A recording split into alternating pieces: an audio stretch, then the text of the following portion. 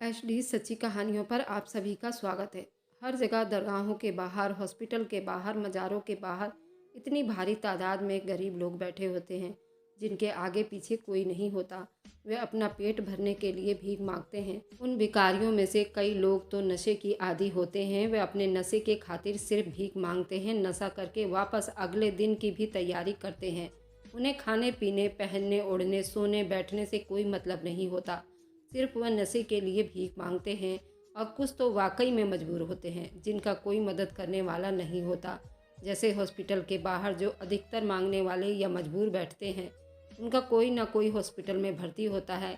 ना आगे ना पीछे कोई मदद करने वाला नहीं होता। वे इसी तरह भीख मांगकर अपना गुजारा करते हैं। लेकिन हम उन भिखारियों में से कैसे पहचानें कि असली मदद की ज़रूरत किसको है? क्या उन नशेड़ियों को भी मदद करनी चाहिए क्योंकि वे नशा करके अपने आप को ख़त्म कर रहे हैं? उनको भी जीने का हक है, लेकिन यहाँ पर ये गलत नहीं है।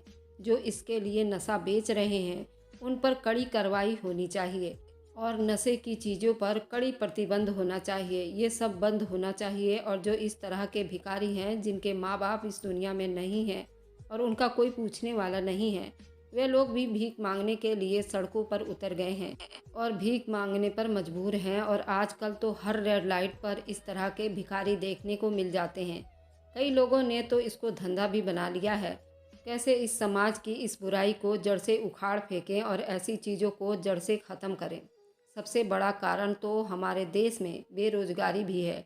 अच्छे भले लोग भी ऐसे करने पर मजबूर हो जाते हैं। हमारे देश के समाज को जागरूक होने की ज़रूरत है और अपने बच्चों पर ध्यान रखने की ज़रूरत है। और 2 से ज़्यादा बच्चे नहीं होने चाहिए। और ज़्यादा गरीबी का कारण भी यही है। खाने और कमाने का कुछ नहीं है, पर बच्चे इतने सारे हैं। ये समस्या भी बहुत बड़ी होती जा रही है। इसी मजबूरी पर एक ऐसी कहानी है जो आप लोगों के आंखों से आंसू निकाल देगा। चलिए शुरू करते हैं ये कहानी।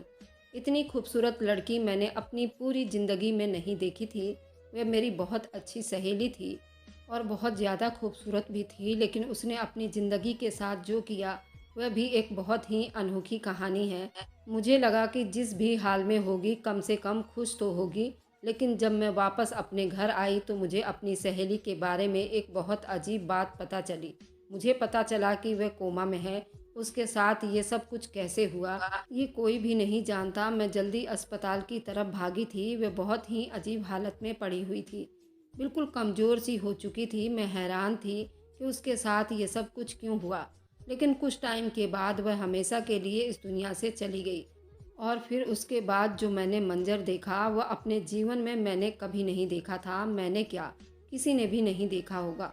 मैंने अपने कानों को हाथ लगा लिया क्योंकि उसकी कब्र पर जो रोज़ 100 बच्चे आते और कब्र पर जूतियां मारकर वापस जाते। मैं हैरान थी ये बच्चे कौन थे और ऐसा क्यों कर रहे थे, जबकि वह एक बहुत ही अच्छी लड़की थी। एक दिन मैंने एक बच्चे को रोक लिया। पहले तो उसने मुझे कुछ भी बताने से मना किया। फिर मैंने उसे कुछ पैसे की लालच देकर उससे बात उगलवाने की कोशिश की तो उसने मुझे ऐसी बात बताई कि मैंने अपने कानों को हाथ लगा लिया। उसने कहा कि वह औरत रोज़ रात हमारे साथ। अब सुनिए मेरी पूरी कहानी मेरी जुबानी। मेरा नाम सफ़ीना है। मेरी एक सहेली थी जिसका नाम नगमा था। हम दोनों में बहुत दोस्ती थी। हम दोनों बचपन से एक साथ पले बड़े और बहनों की तरह ही रहे। लेकिन उसके घर में बहुत सारी समस्याएं थी। उसके पापा इस दुनिया से जा चुके थे। वह अपनी सौतेली माँ के साथ रहती थी। उसकी सौतेली माँ उस पर बहुत जुल्म करती थी। नरगिस रोज़ मुझे अपने ऊपर बीते हुए जुल्म की दास्तान सुनाती रहती थी। लेकिन जब उसके घर पर उसके माँ से पूछा जाता, 4 लोग इकट्ठे होते, मोहल्ले वाले या रिश्तेदार वगैरह, तो उसकी माँ कहती कि अल्लाह गवाह है, मैंने आज तक उसके साथ कुछ बुरा नहीं किया। ये लड़की नगमा झूठ बोलती है, लेकिन शक्ल से बुरी लड़की बिल्कुल भी नहीं लगती थी। शायद वह अंदर से बुरी हो। उसकी बुराई उसके चेहरे पर नज़र नहीं आती थी। ये तो सब ही जानते हैं कि सौतेली माँ सौतेली औलाद के साथ कैसा व्यवहार करती है। नरगिस को पूरा मोहल्ला प्यार करता था। उसे कुछ पैसे वगैरह भी दिया करते थे। कोई खाने की चीज़ हो तो उसको ज़रूर बुलाया जाता था क्योंकि सबको पता था कि उसकी माँ इस दुनिया में नहीं है। वक्त के साथ साथ उसकी सौतेली माँ इस दुनिया से चली गई और वह बहुत छोटे से घर में अकेली रहने लगी। मेरी पढ़ाई तो हो रही थी, लेकिन उसकी पढ़ाई बीच में ही छूट गई। मुझे 2 साल पढ़ाई के लिए शहर भेज दिया गया। जब मैं वापस आई तो गांव में पूरा मशहूर हो चुका था। हर जगह नरगिस के अच्छाई के चर्चे चल रहे थे। मैंने आते ही नरगिस के बारे में पूछा तो मम्मी ने कहा ठीक ठाक है, कोई समस्या नहीं है। वह अभी कुछ थोड़े साल के लिए आई थी। मैं जब उसके घर गई तो हैरान हुई कि उसके घर में काफ़ी सारी अच्छी अच्छी चीज़ें पड़ी हुई थी, लेकिन उसके सर पर ना माँ बाप थे ना ही कोई रिश्तेदार, क्योंकि उसके माँ बाप के रिश्तेदारों के बारे में वह कभी जानती ही नहीं थी और सौतेली माँ के रिश्तेदारों से उसका कोई संबंध नहीं था। फिर ये सब कुछ उसके घर में कौन लेकर आ रहा था? उसने तो पढ़ाई अपनी बीच में ही छोड़ दी थी और मुझे नहीं लगता था ऐसे 10वीं पास लड़की को भी इतनी अच्छी नौकरी मिलती हो। उसके घर में इतनी सारी सुविधाएं थी, खैर मुझे मिली ही नहीं। एक दफ़ा मैं घर पर गई तो घर पर कोई नहीं था, लेकिन साथ वालों ने मुझे उसके घर की चाबी दी थी और कहा था कि अगर आप उसकी सहेली हैं तो बैठकर थोड़ा इंतज़ार कर लो, वह अभी आ जाएगी। लेकिन वह नहीं आई तो मैं वापस चली आई। उसके बाद मेरी छुट्टियां तो थोड़ी सी थी, सो मैं फिर से शहर पढ़ने के लिए आई। मैंने ग्रेजुएशन कर ली थी। 1 महीना आराम करने के बाद मैंने उसके आगे की पढ़ाई करनी शुरू कर दी थी। अब 4 साल के बाद वापस आई थी। अभी अभी नरगिस का ही ख्याल आया, क्योंकि वह मेरी बहुत अच्छी सहेली थी, बहनों से भी बढ़कर थी। हम लोग एक जैसे कपड़े पहनते थे। मैं उसे अपनी हर चीज़ इस्तेमाल करने के लिए दिया करती थी। मैंने मम्मी से कहा कि वे कहाँ है, तो मम्मी ने कहा कि उसके साथ बहुत बुरा हुआ, बेचारी पूरे मोहल्ले के लिए एक खबर बनकर रह गई है। मैंने कहा क्या मतलब, कैसी खबर बन के रह गई है? तो उन्होंने कहा कि वे आजकल अस्पताल में पड़ी है बेटा। पता नहीं उसके साथ ऐसा क्या हुआ कि वे कोमा में चली गई है। तुझे मैं क्या बताऊं, इतनी अच्छी और नेक लड़की थी, मैंने अपनी ज़िंदगी में नहीं देखी। मैंने जब ये सुना कि वे कोमा में चली गई है तो मैं और ज़्यादा हैरान हो गई, और दूसरी बात ने तो मुझे और ही ज़्यादा हैरान कर दिया, क्योंकि जब मैं पिछली दफ़ा आई थी यानी कि 4 साल पहले, तो मम्मी का कहना था कि बस वे पता नहीं कैसे रह रही है। हमें नहीं पता क्या करती थी क्या नहीं करती थी। लेकिन अब मेरी मम्मी का उसके बारे में रवैया बदल चुका था, क्योंकि अब वह बीमार थी इसलिए नहीं। लेकिन मेरी मम्मी ने कहा कि नहीं, वह बहुत अच्छी और नेक लड़की थी। उसने एक छोटा सा एनजीओ खोला था जिसमें लोग अपनी इच्छा के हिसाब से दान किया करते थे। और जानती हो उन पैसों से वह क्या क्या करती थी? वह रोज़ 100 यानी 300 बच्चों को खाना खिलाया करती थी। शाम में वह बच्चे उसके घर के आसपास इकट्ठे हो जाते थे और वे खाना पका के वहीं बैठकर उनको खिलाती थी। मैंने कहा ये तो बहुत ही अच्छी बात है। हाँ, ये अलग बात है कि नगमा ने कभी इस बात का जिक्र नहीं किया था, उसे ऐसा कोई शौक़ है। लेकिन जब इंसान अकेला हो जाता है तो इस तरह के काम करने के बारे में सोचता है, और फिर सारी ज़िंदगी इंसान एक जैसा तो नहीं रहता ना। लेकिन क्या वह कोमा में पड़ी थी? मैंने मम्मी से पूछा कि ऐसा भी क्या हुआ था। मम्मी ने कहा कि ये नहीं पता कि वह कोमा में कैसे गई और क्यों गई, लेकिन वह अब कोमा में है और अस्पताल में पड़ी है।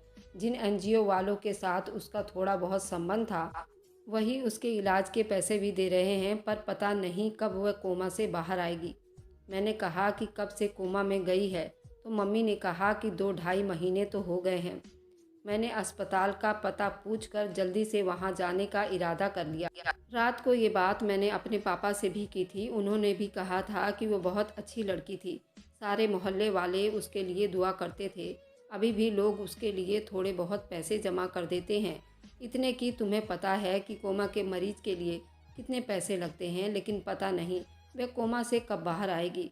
उसके सर पर बहुत गहरी चोट लगी है।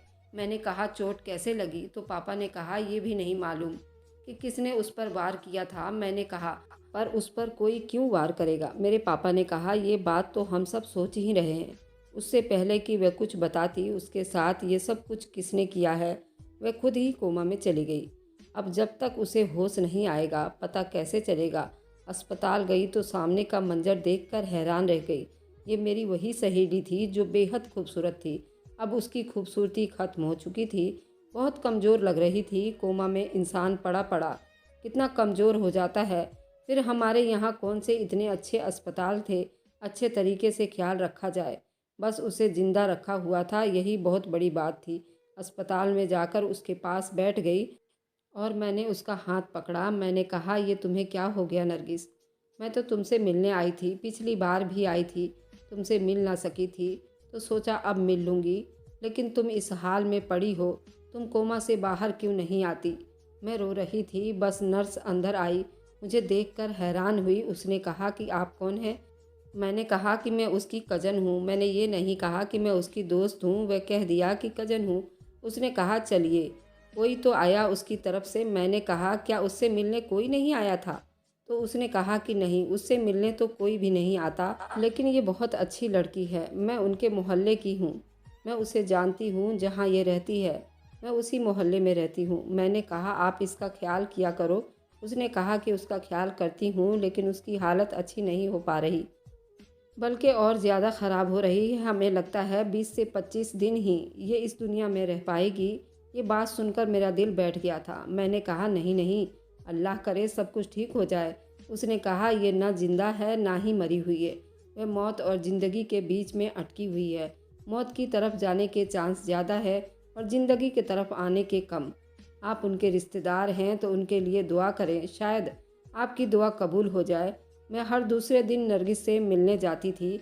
घर में कोई आता था तो नरगिस के बारे में ज़रूर बात करता था, और ये सब लोग कहते थे कि उस लड़की के सर पर कोई भी नहीं था, न माँ थी, न बाप था, न रिश्तेदार।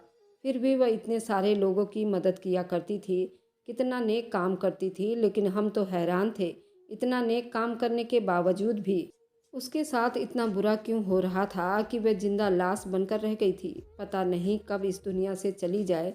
मैंने भी सबको बताया कि डॉक्टर एक बुरी खबर सुना रहे थे। मैं वैसे तो अपने पेपर वगैरह सब देकर आई हूँ, सब कुछ निपटा कर आई थी, लेकिन मुझे यूनिवर्सिटी से कॉल आई और उन्होंने कहा कि आपके फ़ाइल में कुछ कमी है, आपको फिर से पूरा करना पड़ेगा। मैंने कहा ठीक है, मैं आती हूँ। क्योंकि मेरी डिग्री का सवाल था, मैं वापस अपने यूनिवर्सिटी चली आई। जो पढ़ाई मैं कर रही थी इस शहर में नहीं हो सकती थी। मुझे वहाँ एक हफ़्ता लग गया, हॉस्टल में ही रही, क्योंकि अभी हॉस्टल वालों की तरफ से भी मेरे कुछ पैसे बाकी थे।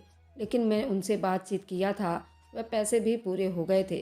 पर जब वापस आई तो एक बुरी खबर मेरा इंतज़ार कर रही थी कि मेरी एक प्यारी सहेली नरगिस कोमा में ही इस दुनिया से चली गई। मुझे बड़ा अफसोस हुआ, मैं उसकी सूरत ना देख पाई, आखिरी दफ़ा उसे कोई बात भी ना कर पाई और वे इस दुनिया से चली गई। मम्मी ने कहा कि आज दूसरा दिन है, उसे दफना दिया गया है। सुबह सुबह मोहल्ले वालों ने मिलकर उसकी कुरान खानी भी कर दी गई है। लेकिन इस सब के बाद एक अजीब सा किस्सा हो गया है। मैंने कहा क्या हो गया है? उन्होंने कहा कि हम सब बैठे उसकी मगफिरत की दुआ कर रहे थे, जब अचानक से ही बहुत सारी मक्खियों ने हम सब पर हमला कर दिया। मैंने कहा इसका क्या मतलब है? उन्होंने कहा कि वहाँ पर हम लोग हैरान होकर रह गए, इतनी सारी मक्खियाँ कहाँ से आ गई, जबकि यहाँ तो इसके आसपास ना ही कोई पेड़ था, ना ही कोई हरियाली, ना ही किसी मधुमक्खी का कोई छत्ता लगा हुआ था। वहाँ पर बहुत सारे लोगों को वह मक्खियाँ काट गई। कुछ लोगों को तो इतनी बुरी तरह काट गई, उन्हें अस्पताल ले जाया गया। एक औरत तो बेहोश हो गई। मम्मी की बाजू पर भी मक्खियों ने काटा हुआ था। मैंने कहा आप ठीक हो ना? उन्होंने कहा हाँ, मेरी हालत तो ठीक हो गई। फ़ौरन वहाँ से निकल आई, कमरे के अंदर चली गई, लेकिन जो लोग बाहर बैठे थे उनके साथ बहुत बुरा हुआ। पता नहीं ये सब कुछ कैसे हो गया, अभी भी सब लोग इसी बारे में बात कर रहे हैं। मैंने कहा जो भी हुआ, बेचारी नरगिस तो ना रही ना इस दुनिया में। मेरी आंखों में आंसू आ गए। उसकी तस्वीर भी मेरे पास नहीं थी जो हमने आखिरी दफ़ा बनवाई थी। मम्मी ने कहा तुम भी उसके लिए दुआ करो। मैंने कहा मैं उसकी कब्र पर जाना चाहती हूँ, तो माँ ने कहा कि नहीं, तुम नहीं जाओगी वहाँ। मैंने मम्मी से थोड़ा रूठा और बोला क्या मतलब? मम्मी ने कहा कि जब से वह दुनिया से गई है अजीबोगरीब तरह के वाक़े हो रहे हैं। जो लोग दफनाने गए थे उन्होंने भी बड़ी अजीब बात बताई। मैंने कहा कैसी बात? उन्होंने कहा कि जब वह लोग उस मैयत को लेकर जा रहे थे, मैयत की चारपाई उनके हाथों से छूट गई थी, उसकी मैयत ज़मीन पर गिर गई थी। मैंने अपने मुंह पर हाथ रख लिया, क्योंकि ऐसा बहुत कम देखने को आया कि मैयत को ले जा रहे हैं और मैयत नीचे गिर जाए। मैंने कहा ये तो उन लोगों की गलती होगी ना, उन लोगों ने मैयत को ठीक से पकड़ा नहीं होगा। मम्मी ने कहा कि वे लोग ठीक से पकड़े हुए थे बेटा, उस मामले में तो लोग अपनी तरफ से पूरी कोशिश करते हैं ना, कोई गलती ना हो जाए। लेकिन वे कह रहे थे कि हमें पता नहीं चला कि ये सब कुछ कैसे हुआ। मैंने कहा कि फिर आप क्या कहना चाहती हैं? मम्मी ने कहा कि मैं कुछ नहीं कहना चाहती, बस तुम भूल जाओ उसको। अब वो वैसे भी इस दुनिया से जा चुकी है। मैंने कहा, मैं इतनी आसानी से तो उसे नहीं भूल सकती। एक दफ़ा जाकर फातिया ज़रूर पढ़ूंगी, इतना तो हक है मेरा। उसका वैसे भी कब्रिस्तान जहाँ दफनाई गई थी हमारे घर से ज़्यादा दूर नहीं था। मेरी मम्मी ने तो मुझे मना किया था, लेकिन मैंने अपनी माँ को बिना बताए चल पड़ी। कब्रिस्तान वहाँ पहुँची तो उसका कब्र पहचानना मुश्किल नहीं था। कब्र पर उसका नाम भी लिखा हुआ था। उसकी कब्र नई बनी हुई थी, लेकिन कब्र के साथ जो सलूक हो रहा था वे देखकर मेरे कदमों तले से ज़मीन निकल गई। मैंने फ़ौरन आगे बढ़कर उन सबको वहाँ से हटाने लगी। मैंने कहा, तुम लोगों को शर्म नहीं आती? तुम लोग ये क्या कर रहे हो?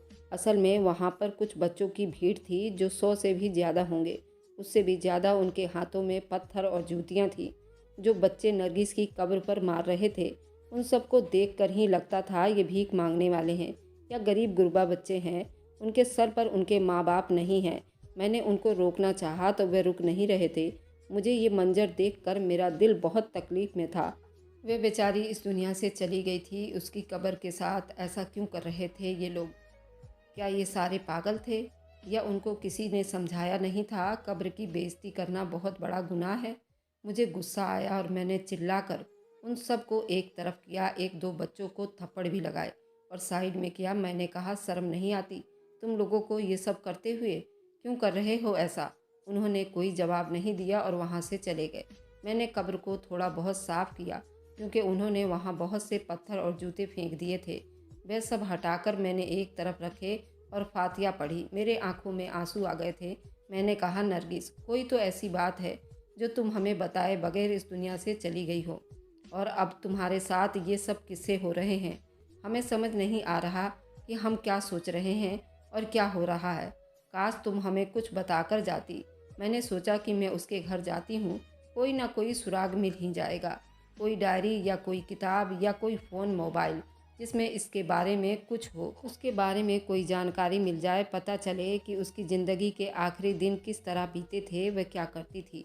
मैंने यूं उनके जानने वालों से घर की चाबी ली और उन्होंने कहा कि पता नहीं उसके सामान का क्या होगा। उनकी अपनी नज़रें सामान पर थी, लेकिन वे मोहल्ले में बड़े अच्छे बने हुए थे, इसलिए शायद अभी तक उन्होंने वहाँ से कोई चीज़ नहीं उठाई थी। मैंने कहा कि मैं उसकी रिश्तेदार हूँ, मैं देख लूँगी, आप लोग फिक्र ना करें। उन्होंने कहा कि नहीं, वह हमें कहकर गई थी कि अगर मुझे कुछ हो जाए तो सामान आप लोग रख लेना। मैंने कहा, क्यों? क्या उसे पता था कि जवानी में ही मरने वाली है? उसे तो कोई बीमारी भी नहीं थी। आप लोग ऐसी बातें मत कीजिए, चाबी मेरे हवाले करें। मैं पढ़ी लिखी हूँ, मैं समझदार थी, शहर से पढ़कर आई थी। मैंने उनको थोड़ा धमका दिया और कहा कि मुझे चाबी दो। उन्होंने मुझे चाबी दे दी और मैं अंदर दाखिल हुई तो सामने का मंजर देखकर मैं हैरान रह गई। नरगिस को अच्छी तरह जानती थी, जिसके सर पर ना तो बाप का साया था। सौतेली माँ के साथ रहती हो, उसके हालात क्या हो सकते हैं? और फिर चलो, उसने मेहनत भी की तो कितनी तरक्की की होगी। वह तो खुद लोगों से पैसे वगैरह लेकर बच्चों को खाना खिलाया करती थी। आजकल तो घर में 4 लोग होते हैं तो उनकी रोटी सब्जी बनाने में इंसान के 2 से 3 हज़ार रुपये लग ही जाते हैं, और यहाँ पर वह बच्चों को रोज़ खाना खिलाती थी तो फिर उसके रोज़ाना कितने पैसे लग जाते होंगे। किस तरह से सब कुछ करती होगी। तो उसके पास तो इतना सब कुछ होना ही नहीं चाहिए था, लेकिन उसके घर में तो पहले से भी ज़्यादा चीज़ें नज़र आ रही थी। तभी तो साथ वाली औरत का दिल सामान के लिए ललचा रहा था। यहाँ पर हर कमरे में एसी फ्रिज रखे हुए थे। हम लोग जो मिडिल क्लास के होते हैं, घर में एक ही फ्रिज होता है जिसे घर के आंगन में रखा जाता है, लेकिन यहाँ हर कमरे में अलग अलग फ्रिज पड़ा हुआ था। इतना सब कुछ उसने कैसे बनाया होगा? जो कुछ भी कब्रिस्तान में हुआ उसके बारे में मैंने अपनी मम्मी से नहीं बताया। मेरी मम्मी पहले से ही परेशान थी। अब मैं नरगिस के घर में आकर ये सोच रही थी, ये सब सामान कहाँ से आया होगा और कैसे नरगिस ने इतना सारा कुछ जमा किया होगा, जबकि वह अकेली रहती थी। पर मैं जो चीज़ ढूंढने आई थी वह सामान तो नहीं था, कुछ और था। मैं उसके बेडरूम में चली गई। मुझे पता चल गया उसका बेडरूम कौन सा है। वहाँ पर उसकी ज़रूरत की चीज़, मेकअप वगैरह रखा हुआ था। मैं इधर उधर चीज़ें ढूंढने लगी, कहीं मुझे उसकी कोई डायरी या कोई फ़ोन मिल जाए। मुझे एक फ़ोन तो मिल गया, लेकिन जब मैंने उसको ऑन किया तो उस पर पासवर्ड लगा हुआ था। पासवर्ड तो मुझे नहीं पता था क्या हो सकता था, पर जो तस्वीर वाली पिक्चर लगी हुई थी वह कुछ अजीब सी थी। उसने किसी लड़के की तस्वीर लगा रखी थी ऐसा लगता था कोई नॉर्मल सा लड़का है, जैसे घरेलू लड़के होते हैं, और उसने अपनी तस्वीर बनाकर भेजी हो, मतलब एक्टर या कोई वॉलपेपर नहीं था। क्या उस आदमी के साथ नरगिस का कोई संबंध था? अगर ऐसा था, फिर नरगिस के मर जाने के बाद वे आदमी सामने क्यों नहीं आया? फिर मैं अस्पताल वालों के पास गई, उनसे फिर से पूछताछ की।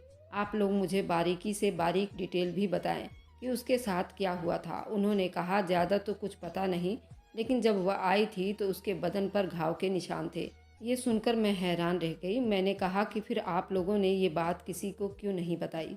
उन्होंने कहा कि हम किसको बताते, कोई पूछने नहीं आया।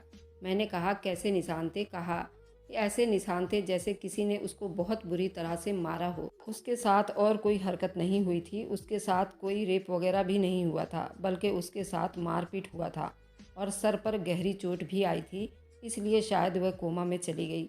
और मैंने कहा कि हम तो खुद हैरान थे, क्या कोई इतनी अच्छी लड़की को कौन मारेगा? मैंने फिर पूछा उसे यहाँ लेकर कौन आया था? तो उन्होंने कहा कि हमें नहीं पता, बस उसे कोई अस्पताल के बाहर छोड़ गया था। नाइट ड्यूटी वालों ने उसको देख लिया था और उठाकर इलाज किया। मोहल्ले के कुछ लोग उसे जानते थे, इसलिए हमने उसका इलाज शुरू कर दिया था। उसकी जानकारी लेने पर तो मामला और ही उलझते जा रहे थे। नरगिस ऐसा क्या करती थी, ये एक मामला बनकर रह गया था। उस पर किसी ने उसकी जांच भी नहीं करवाया था कि वह कैसे कोमा में गई और फिर अचानक से मर कैसे गई, और फिर उसकी कब्र के साथ बच्चे इस तरह के हरकतें क्यों कर रहे थे। फिर उसके बाद एक और बहुत अजीब बात पता चली कि ये वही बच्चे थे जिनको नरगिस रोज़ खाना खिलाया करती थी। ये बच्चे इसी कॉलोनी के पास वाली झुग्गियों में रहा करते थे। कोई किसी साइकिल की दुकान पर काम करता था, किसी का बाप नहीं था। वे सारे के सारे अनाथ बच्चे थे, बहुत ज़्यादा गरीब थे। वे सारे बच्चे नरगिस की वजह से अच्छा खाना खाते थे और पीते थे। फिर उसके कब्र की तौहीन क्यों कर रहे थे? फिर मैं कब्रिस्तान चली गई और उन बच्चों ने फिर से कब्र के साथ यही सब कुछ किया हुआ था, बल्कि इस दफ़ा तो उन्होंने कब्र को नुकसान भी पहुंचाया था। मैंने अपने कज़न को फ़ोन किया, अपने भाई से कहा कि तुम मेरी माँ को मत बताना। कज़न से कहकर नरगिस की कब्र को फिर से मरम्मत करवाई। कज़न भी उधर ही रहा करता था। उसने कहा मेरी मानो तो इस मामले से दूर ही रहो। ये लड़की थी तो बहुत नेक, लेकिन सबके लिए सवाल बनकर रह गई है। तुम भी उसे भूल जाओ, वैसे भी वह इस दुनिया से जा चुकी है। अब क्या हुआ और क्या नहीं हुआ हम क्या कर सकते हैं? मैंने कहा ठीक है, लेकिन मेरे दिल में जो इतने सारे सवाल थे, मुझे उनका जवाब चाहिए था। मैं अपनी बहन जैसी दोस्त को ऐसे नहीं छोड़ सकती थी। अब मेरे पास एक ही रास्ता था। मुझे पता था कि मेरी मदद कौन कर सकता था। मैं उन बच्चों को देख चुकी थी कहाँ रहते थे, और एक दिन घर से निकली और ढूंढने लगी कि मुझे उन बच्चों में से कोई एक बच्चा मिल जाए, क्योंकि उनकी शक्ल मुझे याद हो गई थी। मैं गुस्से से उन बच्चों का पीछा कर रही थी और वे पीछे भी नहीं हट रहे थे। उनके अंदर इतना गुस्सा भरा हुआ था, इतनी नफ़रत भरी हुई थी उस इंसान के लिए जो उनकी मदद करता था। फिर मुझे एक लड़का नज़र आ गया जो 16 साल का होगा। वह सब बच्चों में थोड़ा बड़ा ही था और समझदार भी लग रहा था। मुझे लगा मुझे इससे बात करनी चाहिए। उसने भी मुझे पहचान लिया और एक होटल पर खड़ा बर्तन धो रहा था। मैंने दुकान वाले से कहा कि थोड़े देर के लिए मुझे इस लड़के से बात करनी है, तो उन्होंने कहा ठीक है। वह भी चुप हो गया। मैं उसे अपने साथ लेकर आई और मैंने अपने गाड़ी में बिठा लिया। मैंने कहा कि तुम मुझे जानते हो? तो उसने कहा कि हाँ, तुम नरगिस की दोस्त हो ना? मैंने कहा हाँ, मैं तो उसकी दोस्त हूँ, और तुम वही हो ना? तुम लोगों के लिए वह रोज़ खाने पीने का इंतज़ाम करती थी, और तुम जैसे बच्चों के लिए भी। उसने हाँ में सिर हिलाया। मैंने कहा फिर तुम उसकी कब्र के साथ इस तरह का व्यवहार क्यों करते हो? उसने कहा कि सिर्फ कब्र के साथ ही नहीं, हमने उस पर हमला भी किया था और उसको इस हाल तक पहुंचाने वाले भी हम लोग हैं। और ये बात ऐसे बता रहा था जैसे बड़ी अच्छी बात हो, और ये सब करके उसने कोई बड़ा तीर मार लिया हो। मैंने कहा ये सब तुमने क्यों किया? जो तुम्हारी मदद करे उसके साथ तुम ऐसे क्यों करते हो? मुझे गुस्से में आता देखकर उसने कहा गलती हमारी नहीं, नरगिस की थी। वह उसे नाम से बुला रहा था, वह भी बड़ी नफरत से। उसने कहा कि तुम्हें पता है कि वह क्या करती थी? मैंने कहा कि क्या करती थी? उसने कहा कि वह सब बच्चों से भीख मंगवाती थी। सिर्फ इतना ही नहीं, हमसे जगह जगह काम भी करवाती थी। बस एक टाइम के खाने और थोड़े पैसों के पीछे वह हमसे इतनी मेहनत करवाती थी, और हम वह मेहनत अपने लिए करते तो न जाने क्या कुछ बना लेते। क्या तुमने उसके घर में वह सब कुछ नहीं देखा? वह सब कुछ हमारी मेहनत का बना हुआ है। और सिर्फ इतना ही नहीं, अगर कोई बच्चा कहता है कि मैं ये सब कुछ किसी को बता दूंगा, पुलिस को या किसी और को, उसको मारती भी थी। इसलिए हमने ये प्लान बनाकर उसको इस हाल तक पहुंचा दिया। और फिर जब इस दुनिया से चली गई तो हमारा गुस्सा अभी तक ख़त्म नहीं हुआ था। हम तो बच्चे थे, कुछ बच्चे मुझसे भी छोटे थे, उनके अंदर बहुत गुस्सा भरा हुआ था। इसलिए हम सब ने ये हरकत की। हम उसे कभी माफ़ नहीं करेंगे। मैं ये सुनकर हैरान रह गई। मैंने कहा, तुम झूठ बोल रहे हो। उसने कहा कि अगर मैं झूठ बोल रहा हूँ तो फिर तुम ही बताओ कि उसके साथ ये सब कुछ कैसे हुआ। उसने मुझे बताया कि वह खुद दूसरे लड़कों के साथ संबंध रखती थी, उनसे भी पैसे लिया करती थी और फिर उनसे भी दूर हो जाया करती थी। मुझे ऐसा लगा कि नरगिस की सौतेली माँ ने उस पर जो इतना जुल्म किया था, उसने जुल्म करने को एक नॉर्मल बात समझ लिया था। कहते हैं ना कि जो बच्चे के साथ किया जाता है, बच्चा वही दोहराता है। मैंने उसकी बुरी हरकतों की वजह ढूंढना शुरू की। फिर उसने बुरा किया तो उसके साथ बुरा हुआ। ये बात बहुत ही हैरान करने वाली थी। वे पूरे मोहल्ले में नेक लड़की मशहूर थी, जो बच्चों की मदद करती थी, लेकिन असल में बच्चों के नाम पर अलग धंधा चला रही थी, पैसे कमवा रही थी, अपना घर भी भर रही थी, बच्चों से काम भी करवाती थी, भीख भी मंगवाती थी और बहुत फ़ायदे में जा रही थी। शायद जमाने वालों ने उसको इस तरह बना दिया था। हाँ, आप लोग ये सोच रहे होंगे कि मैं अभी भी उसकी साइड ले रही हूँ। क्या करूँ? वह मेरी सहेली थी, मैं उसे बहुत प्यार करती थी। मैं अभी भी उसकी मगफिरत की दुआ करती हूँ। इस दुनिया में तो उसे अपने किए की सज़ा मिल गई थी, लेकिन आखिरत में उसके साथ भलाई हो जाए। आप बताइए कि क्या आप ऐसे इंसान को कभी माफ़ कर पाएंगे? आपके दिल में उसके लिए कोई हमदर्दी होती, जो बच्चों के साथ इस तरह का व्यवहार रखती हो। शायद उसने अपनी सौतेली माँ के हाथों इतना दुख सहा था, इसलिए उसने अपने दिमाग पर